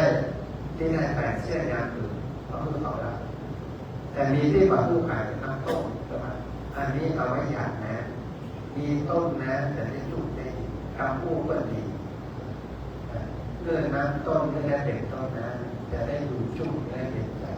อะไรนี้น้ำต้นถึงวันหาน้ำต้นเนี่ยเรื่องถึงคำพูดเปิดเพราะคนเฒ่าคนแก่ไม่ได้มีอย่างเราแต่มีคำพูดคำแนะนำที่ทำเราแนะนำว่าเพื่อนเป็นคนที่มีจิตใจที่ดีงามพร้อมที่จะสละในกระทั่งคำพูดคำจาตัวอย่างที่ทุกปาจะพอเคยมีสักคำอันนี้ของข้าเนี่ยอันนี้ของข้าเนี่ยอันนี้ของข้าเลื่อนถึงคนอื่นพ้นเลยโดยเฉพาะที่คนที่จะมาเป็นเจ้าวาดคนต่อไปเพื่อว่าเขาจะได้สบายไม่ต้องที่ไหนเขาแก่กันเขาแล้วที่เหลือนี่ผู้เขาใช้ผู้เขาเอาไว้ใช้ประโยชน์ออกไปวัดการมาออกภาษาสนาต่อไปและเชื่อว่าสิ่งนี้ทุกคนทำไม่หมดนะจึงเป็นการดำเนินชีวิตตามที่พระสัมมาสัมพุทธเจ้าตรัสไว้ว่าไม่ประมาทในวัยไม่ประมาทในโรคภัยไข้เจ็บและไม่ประมาทในการดำเนินชีวิตนั้นทุกคนจึงไถ่จะได้แต่ละชาติแต่ในส่วนตัวที่อาตมาภาพได้พบปะได้พูดได้จาแม้จะไม่ได้ใช่มันได้มีเวลาอยู่เปิดอย่างที่ให้ธนวัฒน์ปรีท่านอาจารย์สถิตปรีหรือว่าญาติโยมได้อยู่โดยปรีแม้ท่านหลวงพ่อพระครูวิสิตธรรมกรสามารถจะแวะเวียนมาหาทุลุงบ่อยๆแต่วันนี้วันนั้นที่มากราบทรงมาได้มาตัดหลวงพ่อตรงนั้นก็เลยเป็นเจ้าภาพวันที่2เอาพระปรีหรือว่าที่หมดนะได้มาเต้นฉลองศรัทธาของหลวงพ่อเราได้หัดปฏิบัติได้ฟังคำสอนทุลุงถึงเป็นครูบาอาจารย์ตอนที่หน้าไหว้หน้ากราบตรงนั้นอาจจะเป็นสารณะเป็นที่เปิดเป็นสังฆานุสติควรค่าแก่การได้ระลึกนึกถึงเกิดตรงนี้ตรงงานเรื่องของบ้านเมืองเชียงใหม่เราวันนี้ได้มาเทศเจตนาฉลองเจตนาศรัทธาของหลวงพ่อพระครูวิสิตธรรมกรพร้อมกับคณะศรัทธาวัดศรีมารามทุกครอบครัวตลอดถึงคณะพุทธสมาคมจังหวัดเชียงใหม่ยุวพุทธิการสมาคมจังหวัดเชียงใหม่กลุ่มหนุ่มสาวจังหวัดเชียงใหม่ตลอดถึงญาติโยมคณะศรัทธาของวัดหลวงพ่อหลวงคำพูดใดที่เป็นคำพูดเล่นควรทำอาจจะประมาณถ้าขอให้กล่าวว่าในพระสัมมาสัมพุทธเจ้าก็ดีในทุลุก็ดีด้วยแต่ได้มีเจตนาขอสุมาคารวะครูบาอาจารย์ในสงฆ์แก้วอารามด้วยได้กระทำนั้นมีเจตนาที่ตั้งใจจะเผยแผ่น้ำตามคำสอนของพระสัมมาสัมพุทธเจ้าและครูบาอาจารย์มี อิมังสัจจังมาจากอธิษฐานนี้ด้วยการสัจจานี้ขอได้บังเกิดเป็นบุญเป็นบารมีการเจตนาศรัทธาของคณะสงฆ์คณะสัตยาทุกท่านเพื่อได้เป็นของกบุญการศีลภาวนาที่หลวงพ่อพระครูสุมงคลรัตน์หรือว่าหลวงปู่แดงที่ได้มรณกรรมจากไปเพื่อได้ไปสถิตอยู่ในภพภูมิใหม่ที่ดีที่งามสุคติสวงสวรรค์จนกว่าจะเข้าสู่พระนิพพานตามที่ตั้งจิตเจตนาไว้แล้วก็ขอบุญกุศลทั้งหลายเหล่านั้นย้อนมาปกป้องรักษาคณะสงฆ์คณะสัตยาทุกรูปทุกท่านเพื่อได้มีความสุขกายสุขใจปราศจากทุกโศกโรคภัยไข้เจ็บมีอายุมั่นขวัญยืนมีความเจริญก้าวหน้าในอาชีพหน้าที่การงานสัจจานิหารสิ่งใดขอร้องได้สำเร็จสมปรารถนาหลักฐานทุกท่านทุกคนแสดงพระธรรมเทศนามาก็พอสมควรแก่เวลาเอวังก็มีด้วยพระการะชามีสาธุสาธุสาธุเป็นดาบารมีอาจารย์พระครูธีระสุดพจน์ดร.เจ้าคณะตำบลสุเทพเขตสองเจ้าวัดวัดผาลาดผู้ช่วยอธิการบดีฝ่ายบริหารบจร.พิเศษเขตเชียงใหม่ในเวลาแสดงพระธรรมเทศนาในพระคืนนี้สำเร็จเสร็จสิ้นกิจไปในลำดับต่อไปจะได้มีการต้อนรับประเคนถวายการเทศน์ในเบื้องต้นของการพัฒนาเมตตาหลวงพ่อพระครูวิสิทธิธรรมกรหลวงพ่อเจ้าว่าวัดศรีมาลาได้เข้าน้อมประเคนการเทศน์จะถูกปัจจัยในทางแต่องค์ธรรมะคือของการพัฒนาครับ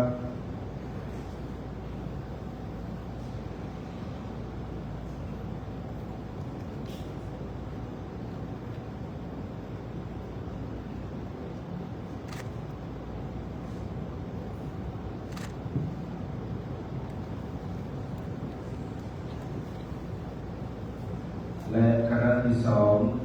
ขอเจริญพรท่านอาจารย์สะอาดทองขันได้เข้าน้อมประเคนจะถูกปัจจัยในทางประเทศขอเจริญพร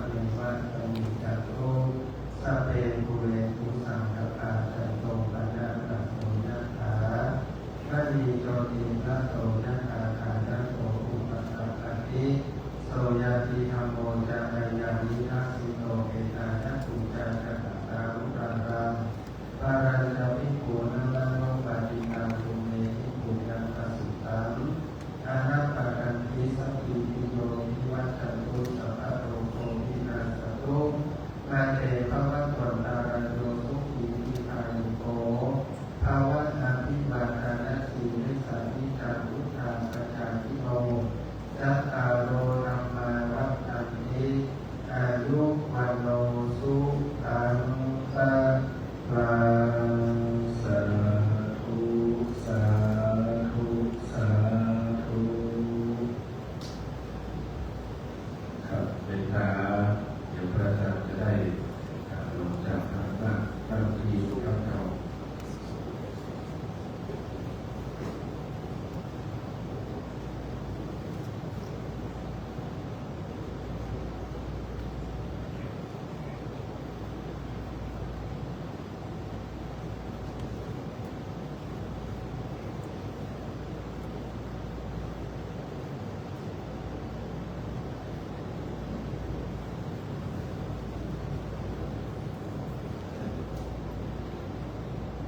ลำดับต่อไปจะได้เดินพรท่านผู้มีเกียรติได้เข้าจุดเทียนบูชาพระอภิธรรมก่อนเจริญพรหลวงสุพรรณปัญญาคำวิยาวัจพรวัดศรีมารามได้เข้ารับน้อมจุดธูปเทียนบูชาพระอภิธรรมก่อนเจริญพร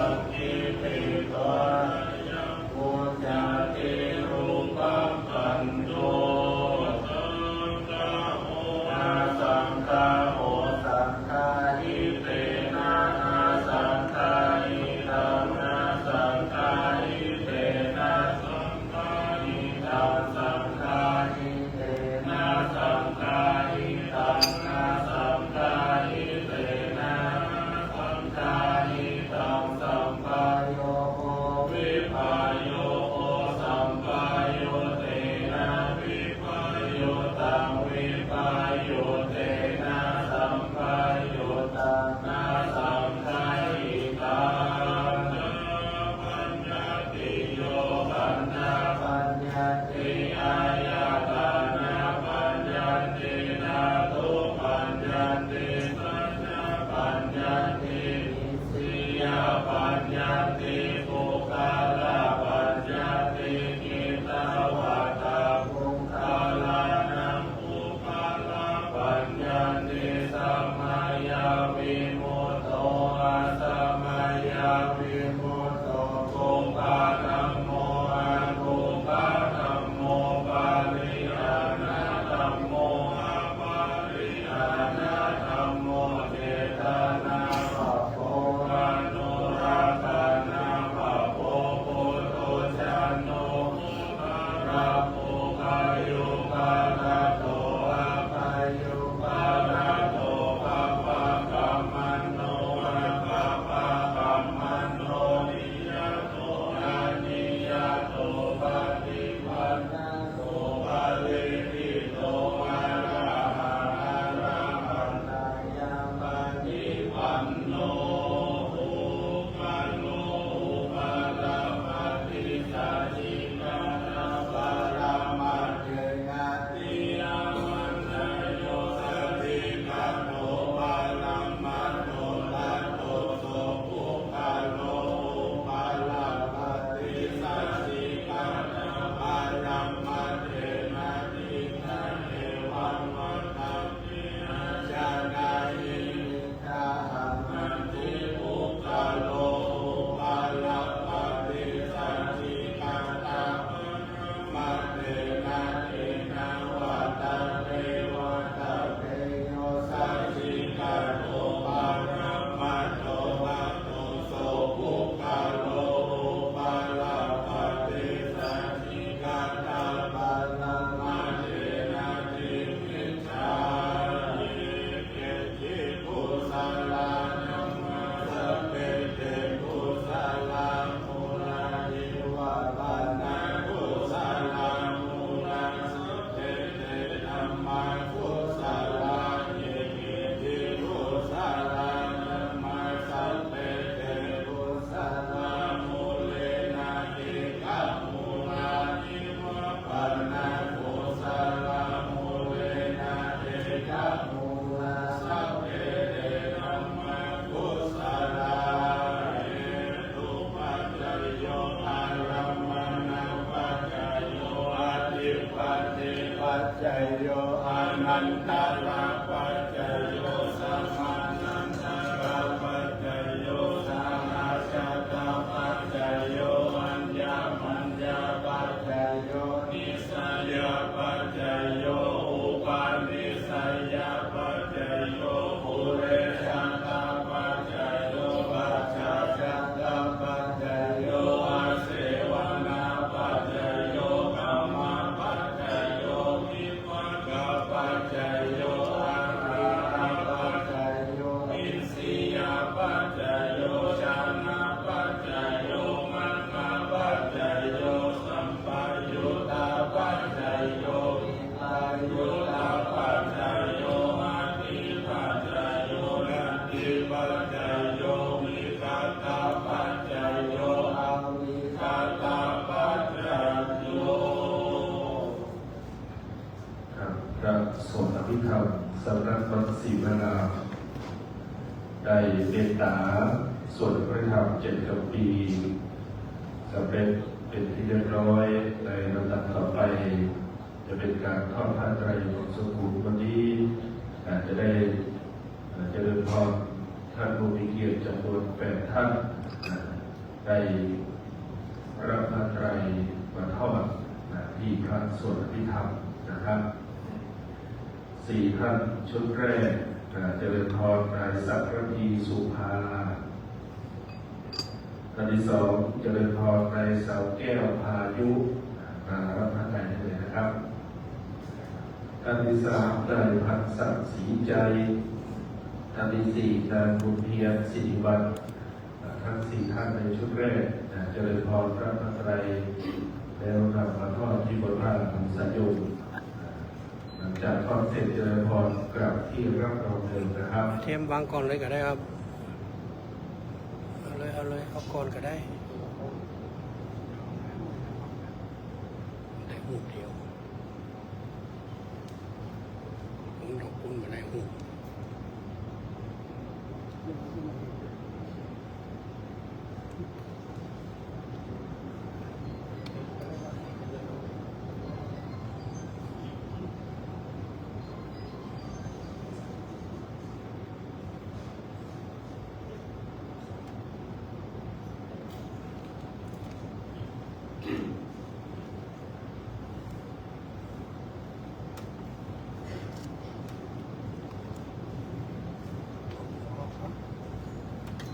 และท่านคณะเจ้าภาพชุดที่สองอีก4 ท่านนะครับ เจริญพรคุณเจริญศรีอินสามคุณรุจิราชัยยะเดชหลวงไพรัตน์จิ๋วปัญญาและแม่นิพนธ์สีแก้วเข้ารับพระไตรเลยนะครับ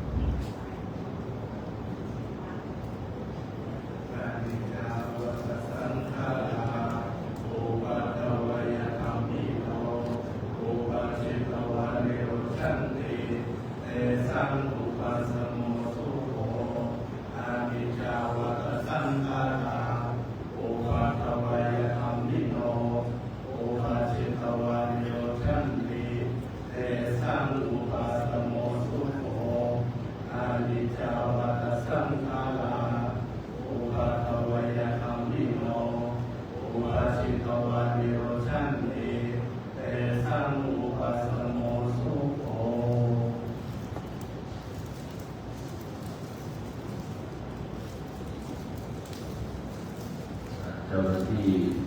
โรงเรียนจะดูปัจจัยในการถวายพระคุณเจ้า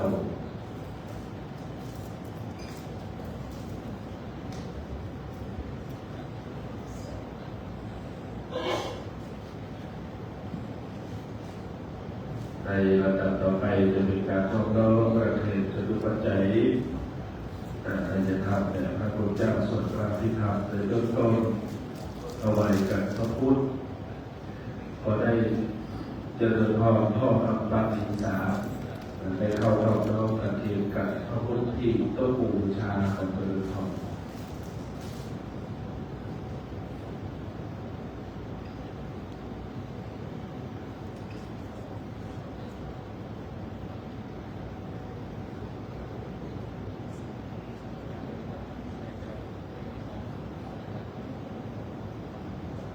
ที่ตัวปูเลยว่าเข้าไปในเลยเข้าไปในเลยและเจริญพรท่านผู้มีเกียรติจำนวน4 ท่านได้เข้ารับรองประเคนถวายจตุปัจจัยแด่พระคุณเจ้า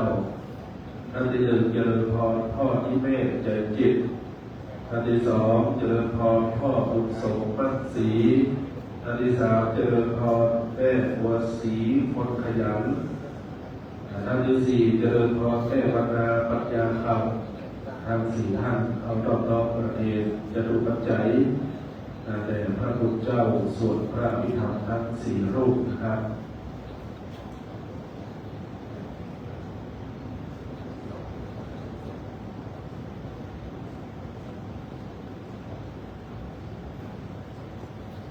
เ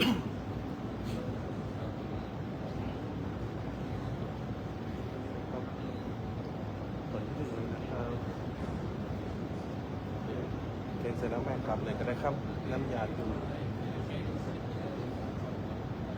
หลังจากประเคนแล้วครับน้ำยาใต้โต๊ะเนอร์อยู่บนโต๊ะสังฆทานนะครับ แล้วกลับที่รับรองเดิมก็จะได้สะดวก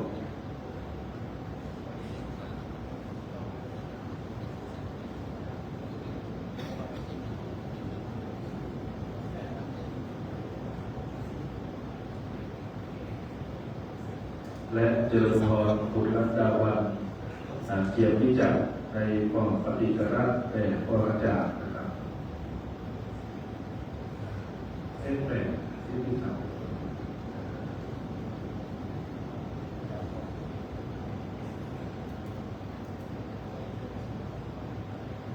กับตอนนี้เราลองเติมนะจะได้สะดวกเนาะได้รับเราก็รู้ยากต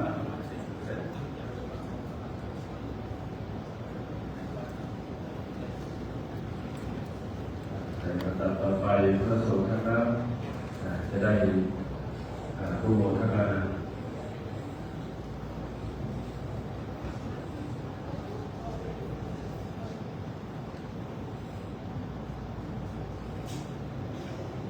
ยะถา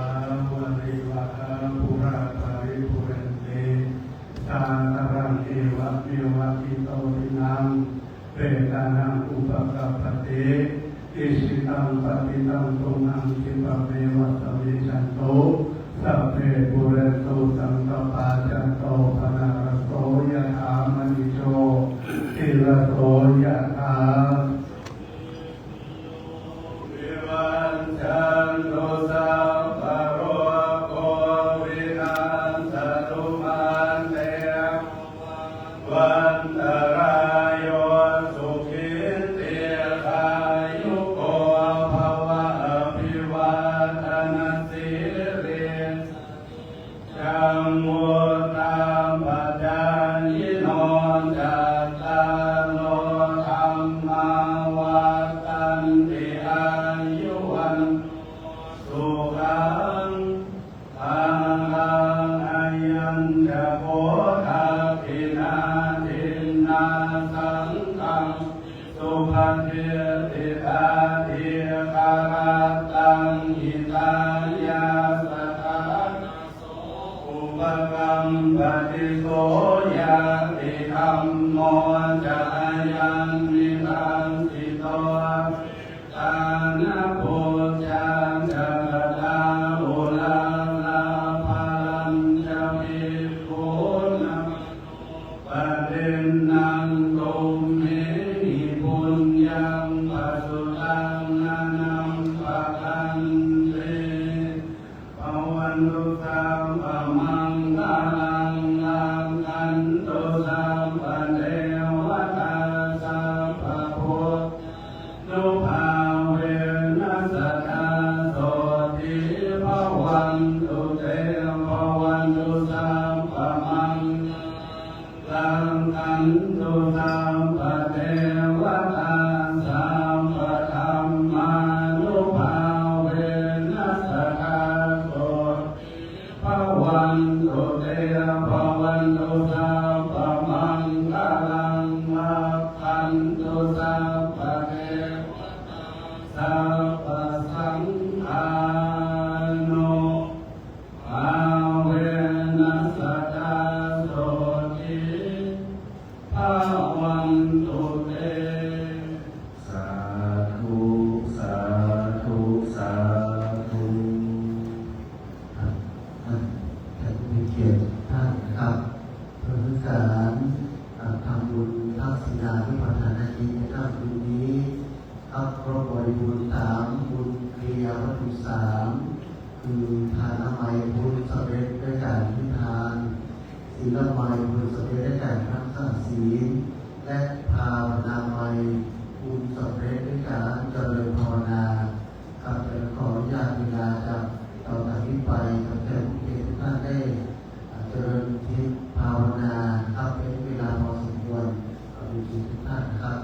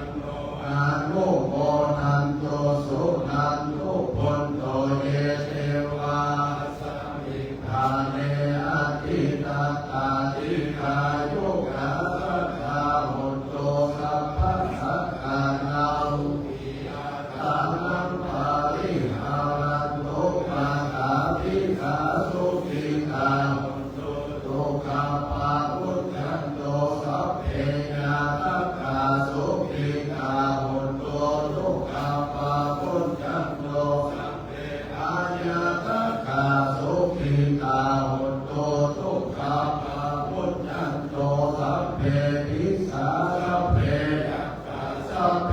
เตกาสุขิตาหุนโตทุกขปะมุญญันตุสัพเพนัคขตาสุขิตาหุนโตปะมุญญันตุสัพเพเทวาสุขิตาหุนโตปะมุญญันตุสัพเพอาจาริโยปัจจยาสุขิตาหุนโตสัพพะสัมปตินาสัพพิจันตุโววันนาวิพุทธังสัพพังเมโตสังฆามาธัมเมวันนาวิธัมมังสัพพังเมโตสังฆามาธัมเมพันเตวันนาวิสังฆังสัพพังเมโตธัมเมพันเตวันนาวิโกโรปัจจาจาริเยสัพพะเมโตสังฆามาธัมเมพันเตวันทานิตัมมะขานังสัพพะเมโตธัมเมพันเตวันทานิอาราเมปัฏฐสีมายาสัพพะเมโตสังฆามาธัมเมพันเตวันทานิเทติยังสัพพะสัพพะทาเนโสปฏิปิตาสัพพิราธาตุมหาโพธิ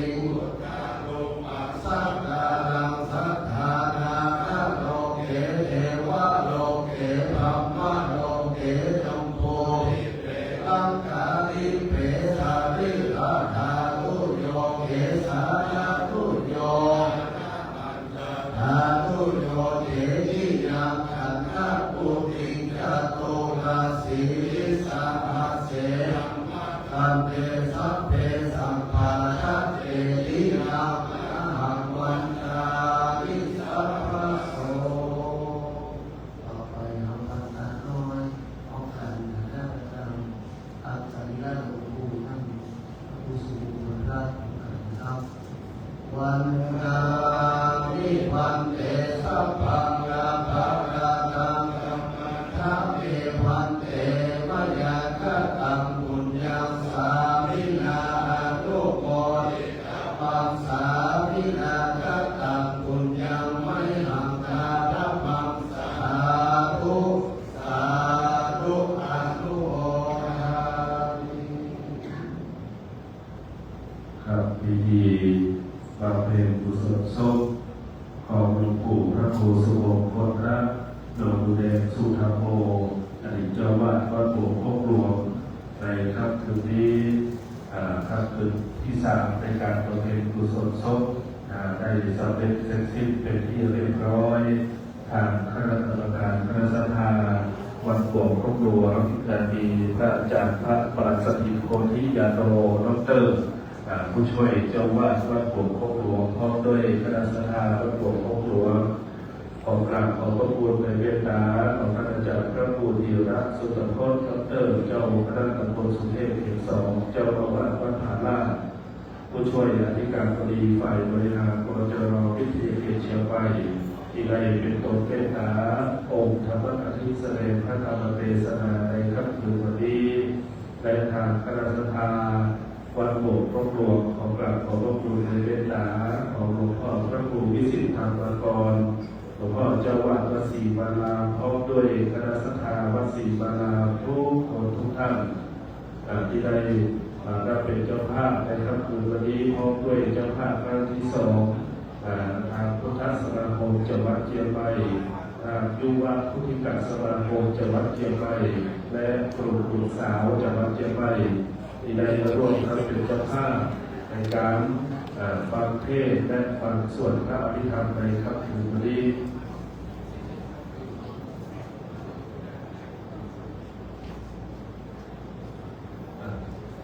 ตอนนี้ทาง